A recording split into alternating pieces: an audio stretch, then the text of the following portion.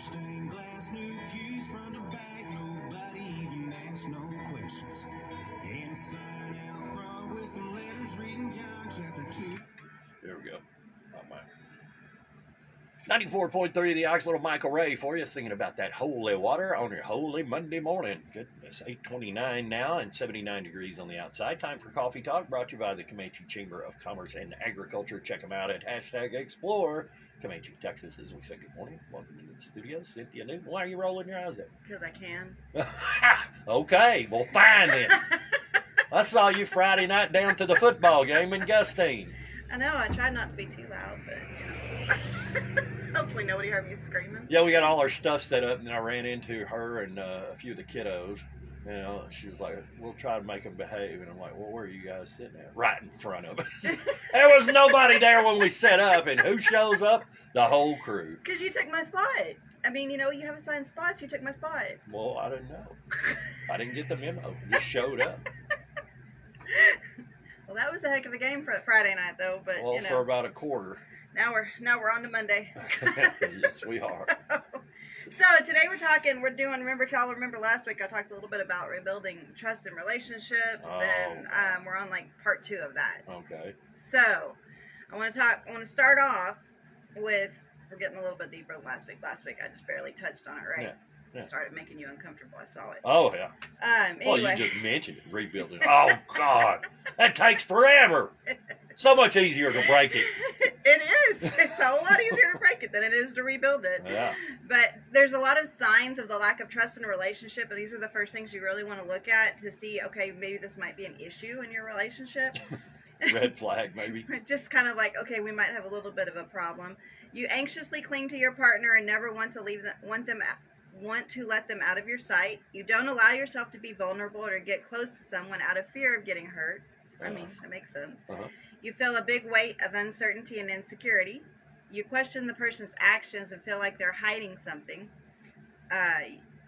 You may even feel compelled to snoop through their texts or social media profiles or all of that stuff. Okay, so those are signs that there might be a lack of trust in the relationship. That's not saying that it's unjustified, justified, anything. I'm just talking about signs right now. Okay, now we're going to talk about how to rebuild that trust. Oh, here we go. Yeah. Well, first off, you got to consider the reason behind it. Okay? Okay. Because if you don't know the reason behind the lie or the betrayal, then you can't fix it.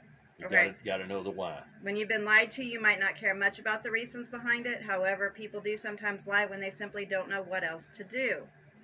This doesn't make their choice right, but it can help to consider how you might have reacted in their position. Sure, your partner may have betrayed you to protect themselves, but they may have had a different motive, where they're trying to protect you from bad news, make the best of a bad money situation, or even help a family member. Maybe the betrayal of trust resulted from a miscommunication or misunderstanding. Imagine that. I can see that one clearly. So deciding miscommunication should be in there as well. Deciding whether you're able to begin rebuilding the trust you once shared is an important factor of moving forward. Communicate. So I just said miscommunication is a huge factor. It might be painful or uncomfortable, but one of the biggest aspects of rebuilding trust after betrayal is talking to your partner about the situation. Set aside some time to clearly tell them how you feel about the situation, why the betrayal of trust hurt you, or what you need from them to start rebuilding trust. Okay, this is not easy because you're going to have feelings, you're going to have emotions. Both people are going to have feelings and emotions. So sitting down to try to communicate this, you got to make sure you're calm, cool, collected. You don't have an audience. All these things have to be right? Yeah, because otherwise you're just setting yourself up for disaster. Give them a chance to talk, but pay attention to their sincerity. Do they apologize and seem truly regretful, or are they defensive and unwilling to own up to their own betrayal? You may feel emotional or upset during this conversation. These feelings are completely valid. If you feel yourself getting too upset to continue in a productive way, take a break and come back to the topic later. Don't keep pushing through, because then you're going to start with the mudslinging and everything else, and it's just digresses. Yeah, you might as well just give up at that point, because you're not going to get anywhere. So talking about what happened is just the beginning, okay? You're not going to be able to work through everything in one conversation either, just to be fair. All right, so practicing forgiveness. If you want to repair a relationship after a betrayal, forgiveness is key. Not only will you need to forgive your partner, but you also may need to forgive yourself. And I'm going to sneeze in a minute, so I'm just warning you. It's building. Oh, that was such a dainty little Excuse sneeze. me, I'm sorry. Blaming yourself in some way for what happened can keep you stuck in self-doubt. That can hurt the chances of your relationship's recovery. Depending on the betrayal, it might be hard to forgive your partner and move forward, but try to remember that forgiving your partner isn't saying that what they did was okay. Okay, it's not saying that. It's not saying, okay, it's all right that you did that. No, it's forgiving it and moving on. Emphasize, rather, you're empowering yourself to come to terms with what happened and leaving it in the past. You're also giving your partner a chance to learn and grow from their mistakes. Okay, we talk about kids learning from their mistakes all the time, right? I mean, you've got to be able, like that stops happening when you become an adult. Yeah, exactly. I mean, we know everything once we become an adult, right? Oh no, that was when I was a teenager. Then I became an adult and knew I didn't know crap. So we have to continue to learn from our mistakes.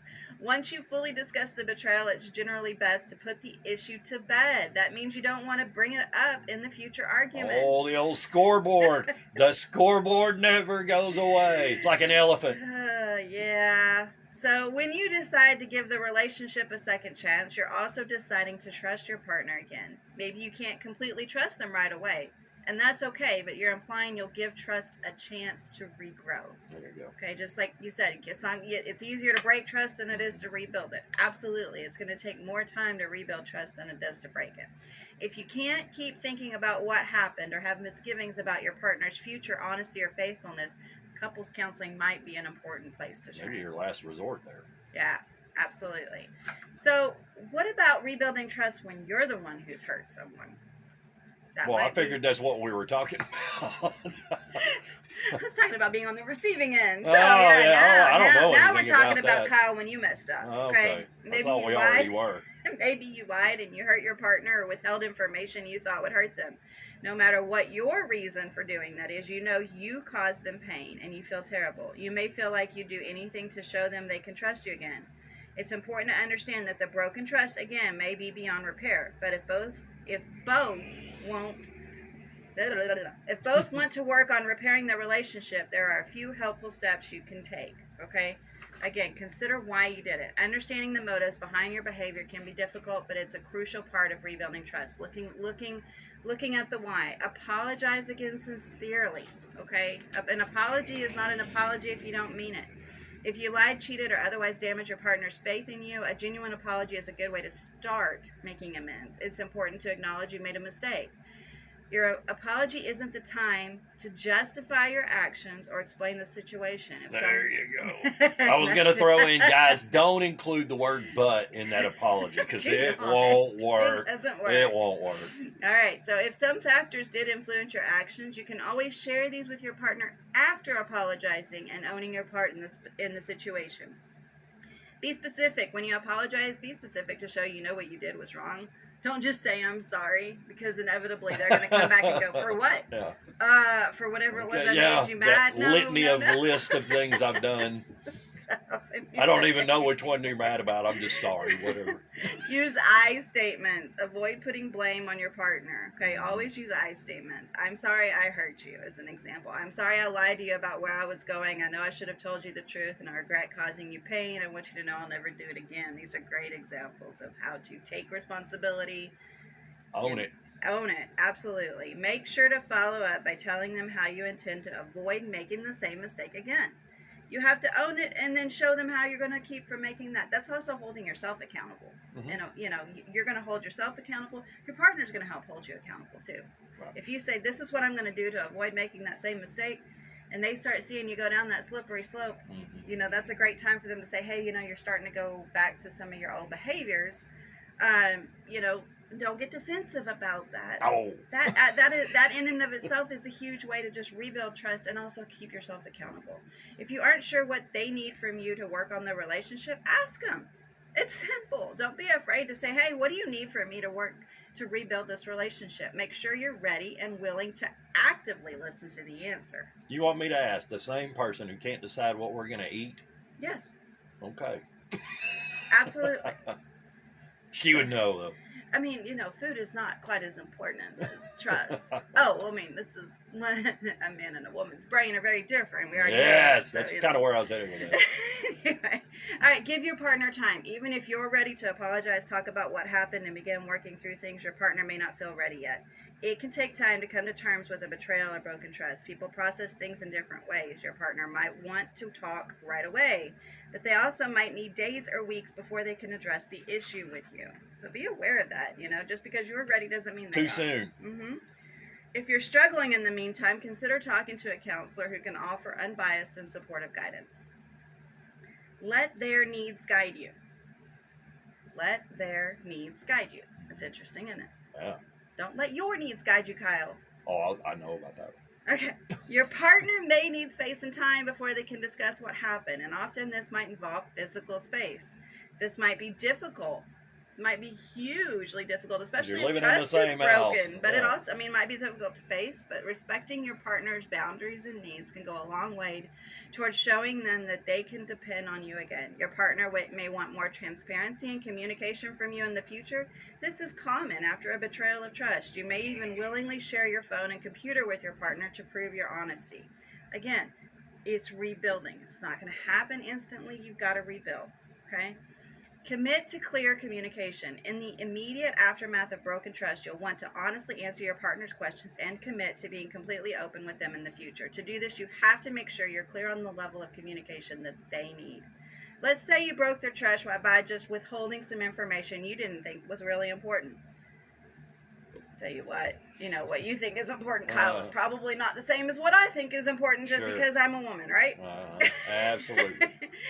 And you didn't understand why they felt so betrayed. Well, this can indicate there's a deeper issue with communication in your relationship. If you want to repair your relationship and avoid hurting your partner again in the future, you need to reach a mutual understanding of what good communication looks like. Again, miscommunications or misunderstandings can sometimes cause as much pain as intentional dishonesty. How long is it going to take? No, forever. Being in a relationship with broken trust can be extremely uncomfortable. Okay, both sides might be eager to get the whole rebuilding process over with as fast as possible, but realistically it does take time. How much time? It depends on a lot of factors, particularly the event that broke the trust itself. What did you do? Absolutely. Long-standing patterns of infidelity or dishonesty will take longer to resolve. A single lie grounded in a misunderstanding or desire to protect may be easier to address, especially when the partner who lied shows sincere regret and a renewed commitment to communication. Have patience with yourself. Don't let your partner rush you. A partner who truly regrets hurting you may be hurting too. But if they truly care for you and want to fix things, they should also understand it isn't helpful to rush right back into the way things were. If your partner makes a mistake or two over the course of a long relationship and owns up to it, working on trust issues may be the right move. As long as there's still love and commitment between the two of you, working on trust issues will only make your relationship stronger. But if you know you'll never be able to completely trust your partner again, no matter what they do, it's generally best to look at where do you go from here? Is it something that you are going to be able to overcome or not? And either get counseling or seek other advice to determine the best route for you so that you can both begin to move forward separately. Other red flags that might signal continued issues in your relationship are continued deceit or manipulation, an insincere apology, or behavior that doesn't match up with their words. You don't have to do it alone, guys. Couples counseling can be a great resource when dealing with trust issues, particularly those involving infidelity. A counselor can offer an unbiased view of relationship and help both partners work through underlying issues. So as always, we're here at Hope Counseling of Texas. The bottom line, it's possible to rebuild a relationship after a breach of trust. Whether it's worth it depends on your relationship needs and whether you feel it's possible to trust your partner again. If you do decide to try repairing things, be prepared for things to take some time. If both sides are committed to the process, you might find that you both come out stronger than before. Okay. I want to say something right there real quick. I never have had to go to therapy for marriage counseling, but I know a couple of guys that have. And surprisingly, as a guy, you think, oh, good, I'm fixing to get drugged through the mud. But both instances, both of those guys, they kind of the counselor wasn't after, but also found some faults with the way the woman was handling it too, and it was surprising, and both of them were breakthrough. I mean, it worked. Yeah, absolutely. I mean, there's never one person's totally at fault. Even if one person is the one that broke the trust, so to say, there's still issues from both sides, or you wouldn't be at that point of not being able to move on. I mean, nobody's perfect. Everybody can use that unbiased help, and that's the biggest thing, is somebody that's unbiased, being able to look at both sides from an outside view. Your family's not necessarily going to do that, so your family's great, be supportive, let you cry on their shoulder, but they're not going to give you that unbiased view. Okay, so just be aware that counseling can definitely help you get past that hurdle, work through some of those things, and possibly, hey, if you feel like you're not the only one, you probably aren't the only one having problems in the relationship. So again, Hope Counseling, Comanche, Hamilton, Eastland, and Dublin. We're here for you, 325-356-1105. Anything that we can do to help you. Couples counseling, individual, whatever. I know school's back in session. Yeehaw! Parents are starting to need a little more help, possibly, as we're starting to see grades come out already and things like that. Oh, too. wow. So, now, wait a minute. You're the same person who's in here a couple of weeks going, okay, wait for school to start. It's going to be great. Yeah, I mean, I'm great, whatever. But, I mean, you're fixing to get to 3-week marks, and now you're going, be now careful parents what you may ask be for. going, okay, what's going on with my kiddos? So, if you need help, just give us a call, 325-356-1105, Comanche, Eastland, Dublin, and Hamilton. All right, Cynthia Newton with Hope Counseling. Thanks as always. Thank you. Reliable internet is everything, whether you're surfing, streaming, binging,